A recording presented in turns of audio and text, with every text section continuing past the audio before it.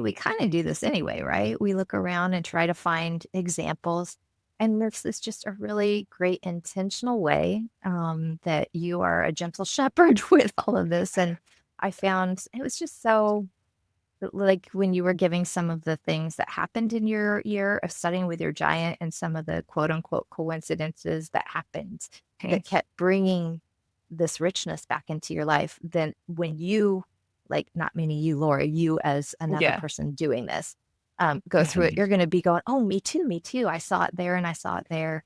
And it's like Yeah. when you learn a new word, right? You start to see it everywhere.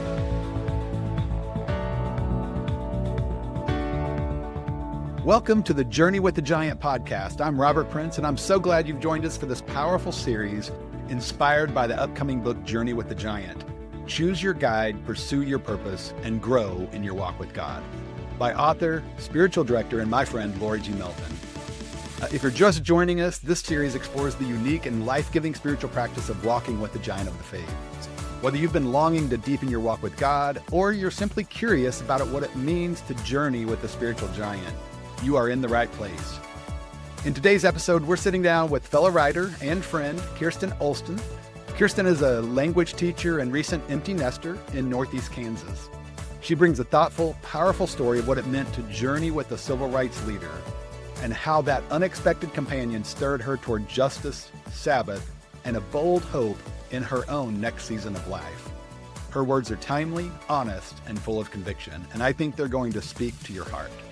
Kirstin, welcome. Hi, Robert. Hi, Yeah. Lori. Hi. Yeah. Good to see you both. This is really fun because the three of us are connected already. We met in 2022 at the Hope Writers Conference, then also participated in a Journey with a Giant group together in 2023. So we are already connected a little bit, which is so fun. So, and Kirsten, we're so glad that you're here. You had a powerful year with your giant, and I I'm just did. looking Yes. forward to, just hearing your story about what God did in your life. So before we get into all that, I just wanted to give you a minute to just introduce yourself and just share a little bit about yourself and what you love about where God has you in your life right now.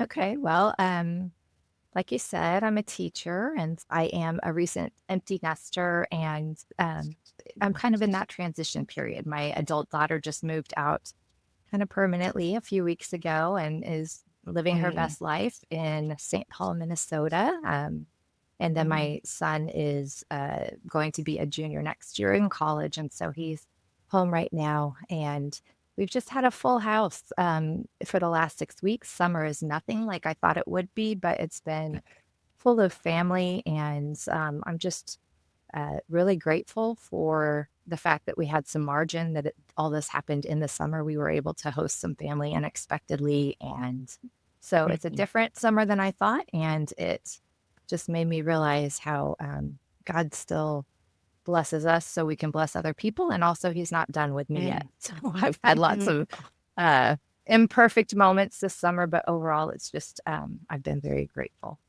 So let's go back to when Sure. we first met, Yes. and when we first talked about this walking with a giant. I'd love to Mhm. hear what your first impression was of that when we talked about it. Yeah. Well, you had mentioned it at the Hope Writers Conference, and then we followed up on that. You just kind of planted the seed, and I was kind of at a place anyway, where I was listening to other voices than what I had grown up with in my faith, and so in a rich way. And I had grown up with a fairly conservative, like evangelical background, and then, but it was kind of a Pentecostal flavor. And then from there, went into a Southern Baptist church as a youth group member, and then Yeah. moved to Kansas from Texas and got into a non denominational church. And so I had a pretty, I was not connected with church history very much the way that somebody who had been raised in a more liturgical church had. And so I was, doing the Renovare book club and connected with the Apprentice Institute through Friends University, reading some spiritual formation and just listening to other voices in the church. And that Mm, was really refreshing and a lot of growth happening. And then just, yeah, looking for other witnesses. And I don't know about you, but I always have, I get a lot of consolation out of the life of Jesus, but um, it's hard to translate that to my daily life because I am not a male Mm. carpenter in, in that area of the world, hundreds and hundreds of years ago. And so this was just a really cool idea. I read a lot and hear a lot of voices of authors, but I hadn't examined the life of other saints throughout time or space. And so just seeing the Mm. life of Jesus and other people, I just thought that was a really cool idea. So I was very grateful when you followed up and included me in one of those early groups to journey with the giant. So, Yeah, I know. It was so exciting to have you say yes. I mean, yeah. that was amazing. So, how about did you have any fears? Any reservations? Any It wasn't, well, time commitment, I guess, doing it's the same thing for 12 months, that Mm, might be, but you were so gracious with that. And some month that was part of the pilgrimage process, a spoiler alert in your personal life and in your writing. And you're very good about redirecting the pilgrimage to the road right in front of you and different mm. paces. And so you were gracious in allowing me to come in and out of the group when I needed to. And so that turned out not to be a big fear, but just maybe difficulty choosing at the beginning. Yeah. So Hmm. those were Hmm. my two initial challenges. Yeah, yeah. So let's talk about your process of choosing. How did that go? Tell us about how you what yeah, tell us about it. I know Well, it's hard. I remember this kind of, but I was reviewing the emails that we had in that time period. And I Oh. realized at one point I just said, Lori, can I just choose you? And you didn't come out and say, that defeats the whole purpose, Kirstin, but you very gently redirected me to what my struggles choosing were saying about what I needed at the time. And so that was sweet. And Oh. I had decided I was coming out of a time at school where usually I've taught a lot of different things, primarily Spanish, but other things as well, and all different ages from preschool through college to adult education. And at that time, I was teaching, or right before, had been teaching eighth grade English. And I had in, I think it was maybe fall of 21 or 22, I can't remember, but a lot of curriculum challenges from Mm, parents for a book that I was teaching. And there were a host of reasons, from reasons I didn't really need to listen to, nonsense, to some problems the parents had with me. I had underestimated the communication that I needed to give to parents to prepare them to mm, guide their kids through this book. But there was kind of a segment in the middle that, these were brothers and sisters in Christ. And they were unable to listen to my reasons for choosing this book because of just some of the national conversation about mm, race. And it that was a tough time for me to it was a good time. I came to a place pretty quickly of gratitude and just having to get humble and pray my way through mm. it and listen openly. But it just was kind of disappointing, not on my behalf. I want you to hear that, but on behalf of the world, kind of this witness that Mm. as Christians, we had trouble communicating out in public about some really important issues that still affect the lives of some of my students. And so I was looking for a giant that used their faith in a way that maybe was different from the way I or my community grew up using our faith, Mm. to heal the world, to bring the kingdom of God to the world, and in a way that put them at odds with both people outside the church and people inside the church. And so I Mm. looked at Caroline Booth, I believe, who was kind of the mother of the Salvation Army, along Mm. with her husband, and who was excommunicated from her church, at Dorothy Day. who was an activist for workers, and then at Fannie Lou Hamer. And so I ended up choosing Fannie Lou Hamer, who was a civil rights activist, a sharecropper born in Mississippi. And so, yeah, that's how I kind of came to that. Yeah, what made her be the one to rise above the other two? What was it? That's a good question. I had been listening to a podcast called Melanated Faith. I think it's kind of associated with Be the Bridge. And it was Faith Brooks and Catherine Friedman, and they were talking about some of these issues, and just had mentioned Fannie Lou Hamer several times. And it was someone I had never heard of, but they just talked about how rich her faith was. And they had been learning about her and how her faith was connected to her activism and her justice work. And so I think that nudged me that way. Yep. And do you remember, I know that as I've been talking to people about Journeying with a Giant, they need to know, like, what does this look like exactly? So do you remember, like, what resources you used during your year? How did you start? Absolutely. I got some of them. There's one I did not get. There were two books that came out about the same time. One was called Until I Am Free by Keisha Blaine. And I think that was probably a little bit more readable. This one was, but I like this. Walk With Me was just a little bit longer. This is Kate Clifford Larson. So this literally came out within the year before. And so there were just some new resources. But then also, like, if somebody's interested after this podcast and finding out more about Fannie Lou Hamer, they can go to Spotify. And she, for instance, has their recordings of her testimony to Congress, of her singing civil rights songs and talking about how her mother taught her those, and her speeches / sermons. And so there's a lot of primary source material. And now in this time period, there are some things coming out. Just there's a lot more biography going on. So it's easy to find resources. And that would be a challenge depending on the time period. But yeah, you just start with what you know. And you, being a teacher, I have to tell you this, like, if you get a book like this, then you open it up to the back and then go to their bibliography, or, on a blog post, a lot of times they'll have links, and just follow the rabbit trails. And it's funny how just the right resource appears just at the right time. My grandmother says it must be a coincidence, and then she'll kind of wink and nudge and say, right. Yeah. So did you start with that book that you held up? Did you start with that? I did start with the book, and then some of the recordings of Fannie Lou Hamer singing. So okay. So as you were walking through the year, we call it walking, journeying with your giants. And what did that look like? Which is why I chose this book, Walk With Me. Walk with me. How about that? Go ahead. That's great. Yeah. So the other logistical piece would be like, how much time did you spend in a week? Well, that very much depended. And so that book was available on audio. I switched back and forth between the audio and the reading. When I had more time, I would kind of delve down a little bit.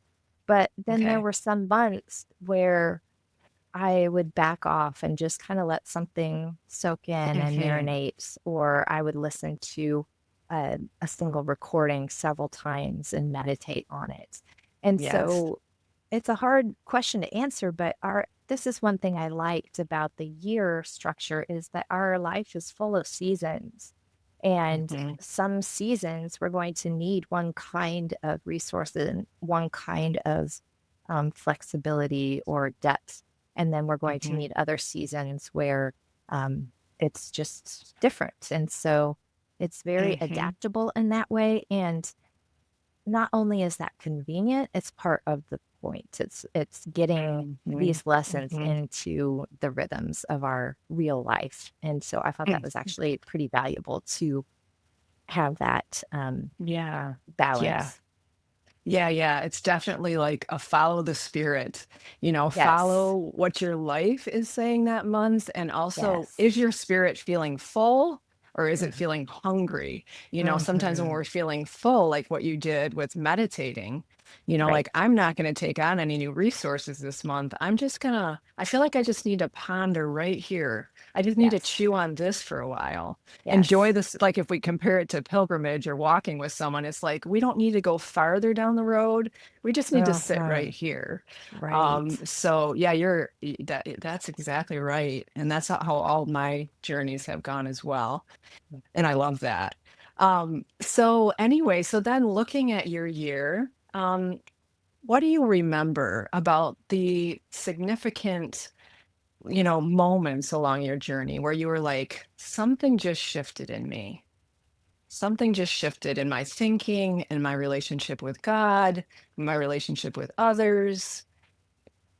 Yeah, it was,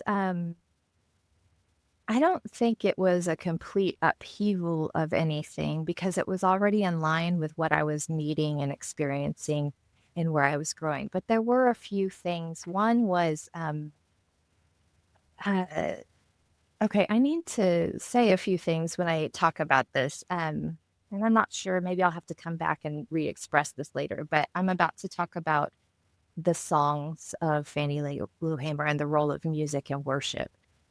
And it's a very, I need to tread lightly because I feel like there's, well, for instance, Frederick Douglass in his autobiography talks about how people used the singing of enslaved people as proof that they were happy, or it's kind of gotten a Mm, very stereotypical treatment throughout the years. And so I just want to tread lightly here, but um, I live kind of in my head a lot of the time, and mm, I don't have a great voice.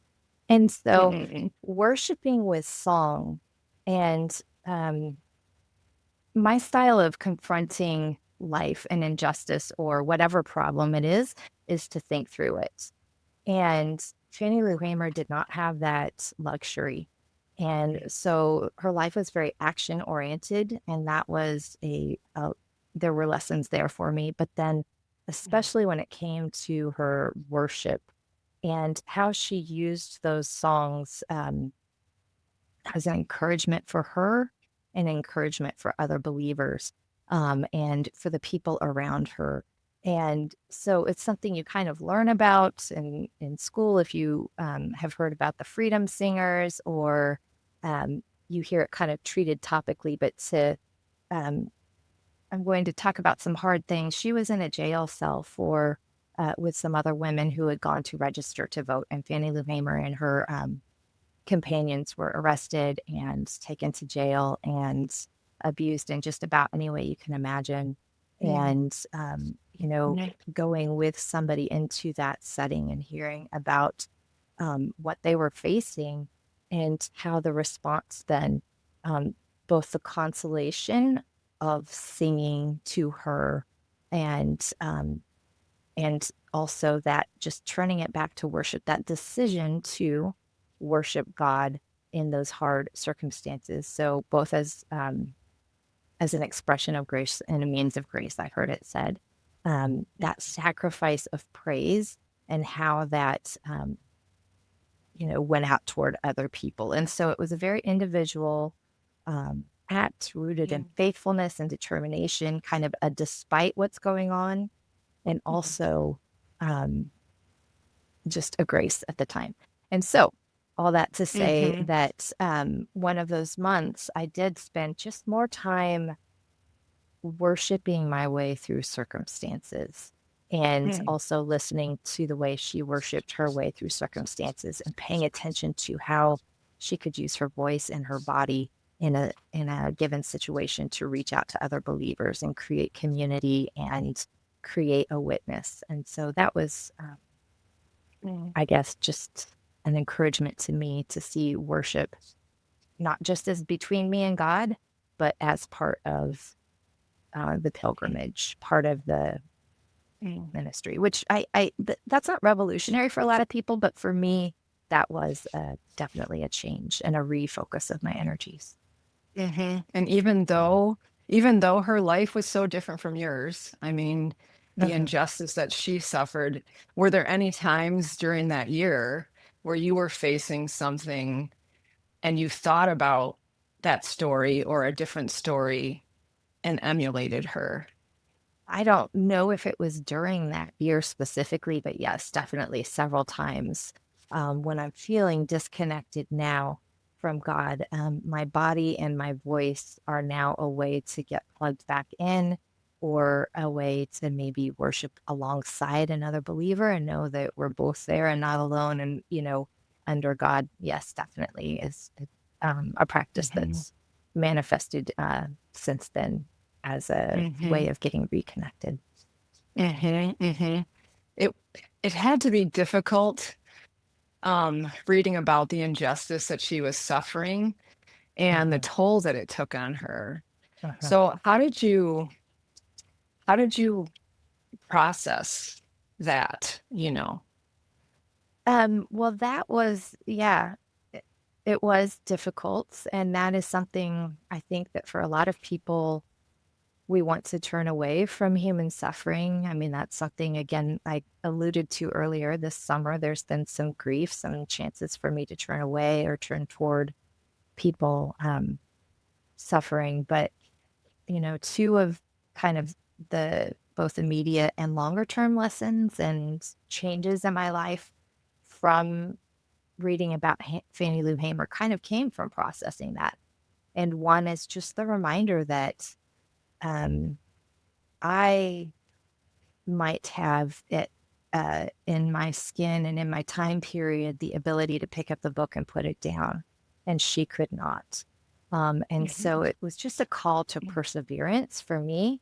Um, and I shared this story with you at the time, Lori, that there had been an incident in my classroom that was just so ugly, just such a blatantly racist incident.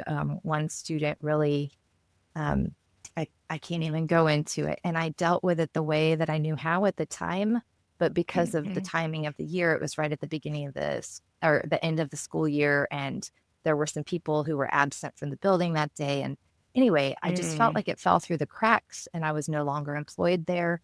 And it was just a call for me to mm, go revisit that situation, to open up that mm. can of worms again, to have a Yeah. little bit more persistence and to go back Mhm, to the superintendent, months later and say, hey, um, I'm not reopening the grievance against this person in this situation, but this is how it fell through the cracks. Because mhm, that student was very much hurt in my third hour class. The mhm, student who was a victim, and that student does not have the luxury of escaping the school or escaping mm, a community with the person who was so threatening toward them. And so it was just a call to perseverance for me, to stick with listening to her story and to stick with when mhm, injustice is in my sphere, to stick with mhm, it and not to opt out, not to put the book down, so to speak, mhm. when it Yeah, comes yeah, to my own life. yeah. Wow. Mhm. So I can Right. pause there if you want. I Yeah, could go on forever about some of these things, but yeah. Robert, do you remember that? Do you remember Kirsten, um, Yeah.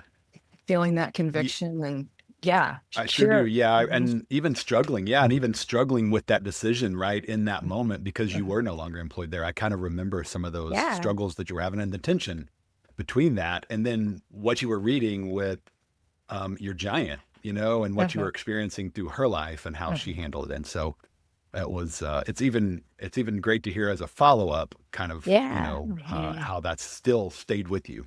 So, And mhm. I just have Yeah. to put in a plug for this book in community. What I mean, this is would be a great book to pick up and do for yourself too, right? But the point Mhm. is communion of the saints, and the way that we did that Yeah. in community together.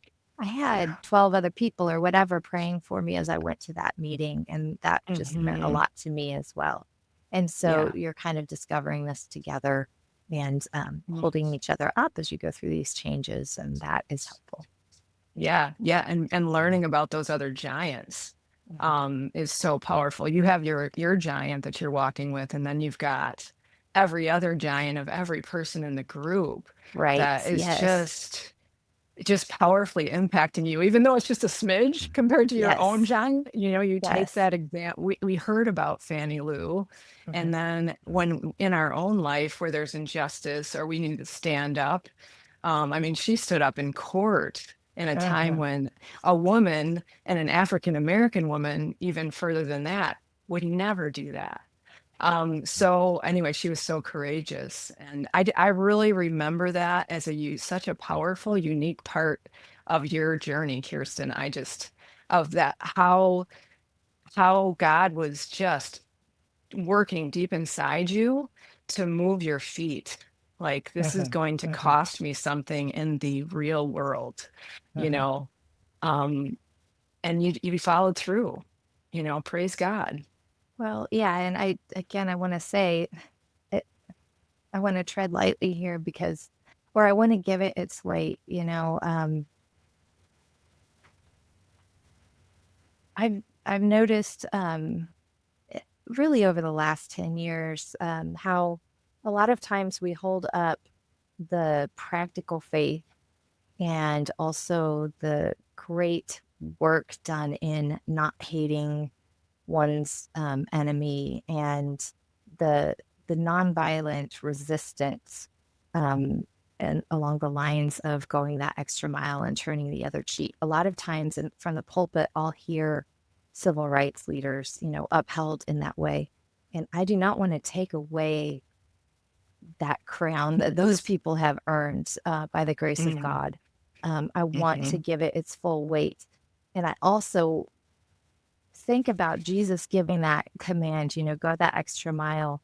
And I feel more and more like I need to point out what it cost, them. I don't want to just look at it like a lesson for my life, right? Because I want to give it its due weight and just, acknowledge the cost of that. Uh, like Fannie Lou Hamer used to say, if I'm not free, you're not free, right?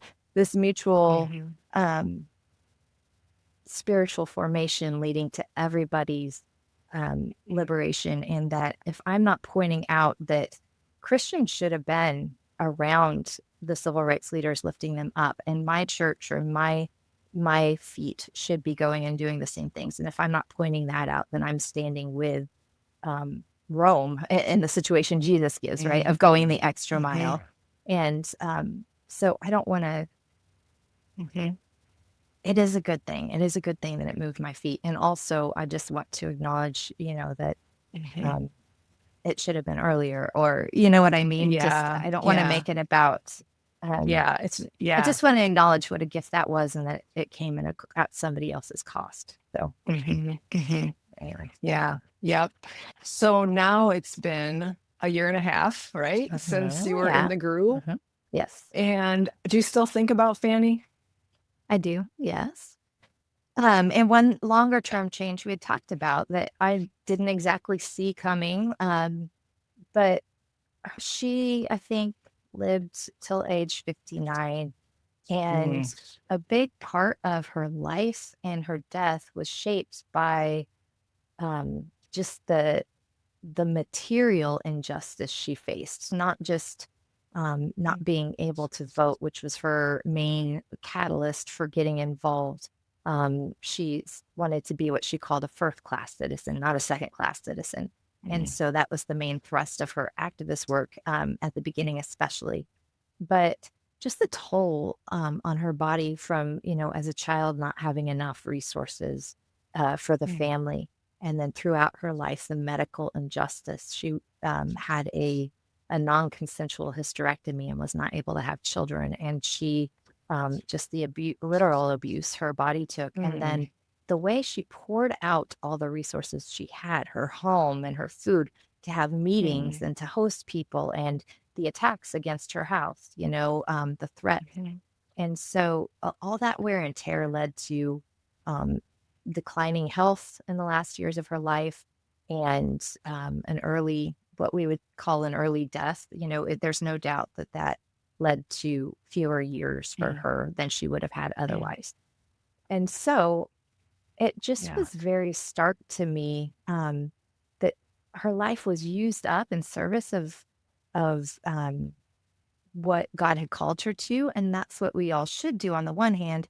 On the other hand, there is a reason God calls us to Sabbath and to margin, and,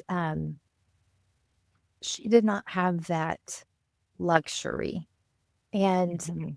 a couple around the same time we finished up, I heard Ruth Haley Barton speak, and I read her Mm. book about Sabbath, and she was talking about how people ask her, is Sabbath just a privilege for privileged people? And she said, no, it was the gift of Mm. God to an oppressed people, a people who were enslaved.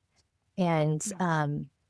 and she talked about how we can, as a community, have Sabbath. And I started thinking Mm. about, the Ten Commandments, and also in Leviticus. There's some good stuff in there among the other, Yeah. but, how we had the year of Jubilee and how the land was supposed to lay fallow, and how we are called to kind of resource each other in Sabbath and in rest and in margin and in cheering one another on and in helping each other fulfill the law of God. And so, Mm. um, as I come to this empty nest time of life, I just felt as I was reallocating the time that I had been spending on my kids' activities, for what kind of new ministry will I embrace? That's just been a calling to me, is to really seek out ministries that take the burden off of people who are going all out in their calling, whether that's taking the burden off of young families or whether that's resourcing families who are in tight financial situations, or Mm. just the ministries that I'm drawn to now have that in mind, that um, yes, on the one hand, we should, as followers of Christ, offer our whole lives to pursuing his calling. And also, in an ideal world, we wouldn't have to use up our whole lives because we'd be resourcing each. Mm. So, Mm. Yeah, that is, so I that's went to my very, church and, to our outreach board, and I said, here are a couple ministries I'd like to do. So this last year, that was a fun thing that I got to do. We were doing a Sabbath supper once a month at our church, where we just cook a meal. It's a grab and go. And we tell people, if you want to pay for this, or if you want to pay for somebody else's, go ahead. But everybody walks in and picks it up without money. And if you want to Mhm. resource it, go in the other room. But it's free for the taking. And also take some to your neighbor, and use this to have some Sabbath and recover. And that's been a lot of fun in our church, to kind of be Mhm. more mindful of Sabbath and to help each other, to really do that. And we have had people take Mm. food to their neighbors and make those connections that they hadn't before. So Mm. That's it's not the exact beautiful. context as Fannie Yeah. Lou Hamer, but that was definitely a pretty subtle but deep and permanent shift that occurred in me because Yeah. of her. Oh, that's beautiful. Yes. I love hearing that. I hadn't heard that. We've been a little bit in contact and I hadn't heard that Yeah. piece. So that's Yeah. amazing. So here's a thought. Now, I had different quotes when I was as I walk with giants. Did you have any quotes of Fannie Lou that were particularly meaningful that came up for you? Um, yeah, there were a couple. One was just she was talking to, was it the vice presidential candidate, when she went to Washington, D.C., gave her testimony to Congress. And of course, the President Johnson, and then also just many of the people in power at that time were kind of trying to stymie the message because they didn't want to split the Democratic Party. They wanted to stay in power. And so somebody was talking to her and making this solution, this compromise, look like a great thing. And it was not a great thing. It was selling out what these delegates had come for. And so she, just looked at him and said, you know what, Senator, I'm going to pray for you. And it was just such a calling out. She was not letting him off the hook by saying that. She was saying, this is not right. You need to pray for you. And also, she was very genuinely offering her prayers. And that is Mhm. really a difficult thing for me to find. I'm not very good at coming up on the spot with responses to people that both Mhm. call out that was over the line. That was incorrect. That is not Mm. in alignment with the kingdom of God. And also affirm their, the image of God in that person. And that was just Mhm. something pretty Mhm. cool. And then one of the songs that she sang in the recordings I mentioned that you can find on Spotify, there it's like songs my mother taught me. I believe it's about 10 years after her arrest. And she, at that time, came out of the jail. She's telling the story about how she Mm. came out of the jail and some of them they had to walk because they couldn't sit down. Yeah. And in that Mm. moment, somebody told her that Medgar Evers, that another civil rights activist, had been shot and killed. Mm. And so she was telling the story and went into the song, Precious Lord, Take My Hand, Lead Me On. And, Mm. in the jail cell, she was asking Jesus, "Walk with me." And that's, so just that walk Mm. with me, how it meant, I Mm. walk with Jesus, Jesus walk with me, take my hand, and also I'm gonna take all these people with me. Mm. So those were just, and then of Yes. course, yeah, if I'm not free, you're not free, which Yeah. that that's, Mhm. that's what Jesus did, Mhm. right? He came to bring many sons to glory. Mhm. He came to walk with Yeah. us. Hebrews talks about how he had to be made like us and how Yeah. perfect God, he was perfect, but he had to be perfected by Mm. walking alongside us and suffering the same things we did so that he could be faithful Mhm. um, to us as well as faithful to the God part of him. So, um, Mhm. That's so yeah, good. those were the things that Yeah. Mhm. Mhm. So you just kind of answered this, but I'll ask you this other question. So, what part of your journey do you hope stays with you throughout the years to come? You shared a lot Um, already. right. Yeah. I'd like to keep doing this, to keep, just when we do this, we see the life of Christ represented and represented to the world. And Christ got one body, right? He could only come as himself. And so that's why in some ways I have so much trouble connecting. But he said, it's even better. I've got something better, this Holy Spirit coming to be in you. And so, what would Jesus have looked like if he had come as Fannie Lou Hamer, or if he had come Mm. Lori as Fred Rogers, or you had John O'Donohue? Is that right, Robert? Is that who you? Correct. Yeah. You know, Yes. Yeah. what would Jesus have looked like? What would he have looked like if he came as Kirstin Olson or Lori Melton, or Mhm. what would he look Mhm. like? And so, I guess that's the part that Mhm. I want to really remember is that when we walk with Jesus, Jesus is walking in us. And so Mhm. that's one thing. And Mhm. then also just Mm. not to put down the book, I guess, that to stay with it, um, that we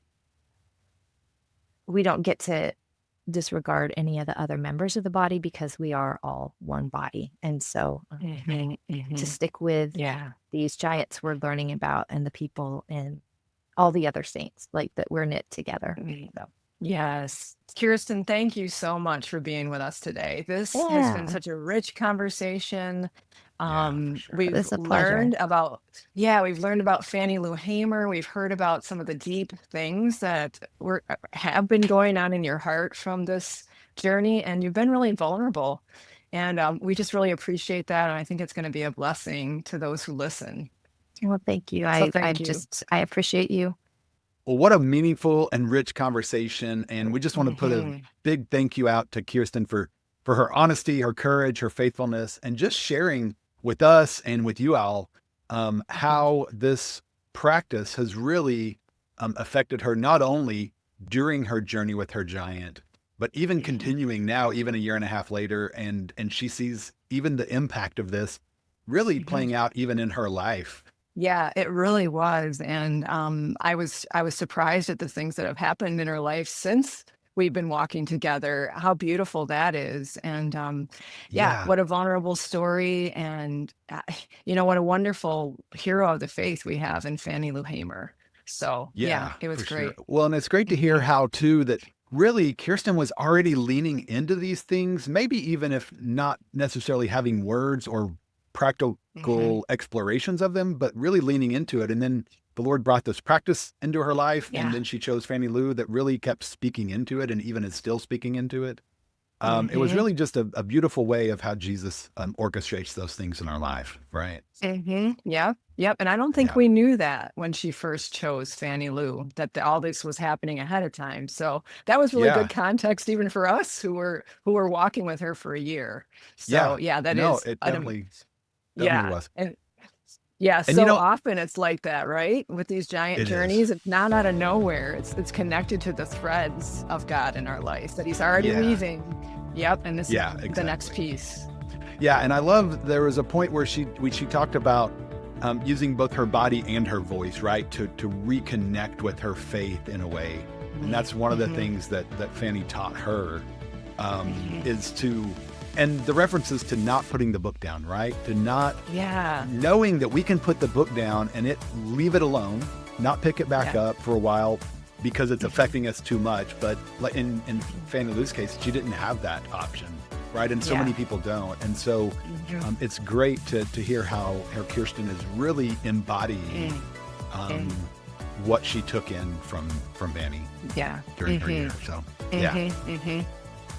Well, if today's episode inspired you or gave you a new way of thinking about your own walk with God, would you take a moment to subscribe to this podcast and share it with a friend? And don't forget to pre-order the book. These sacred conversations are meant to be experienced in community, and you never know who might need the encouragement of a story like this one. Thank you so much for joining us. We'll be with you again soon.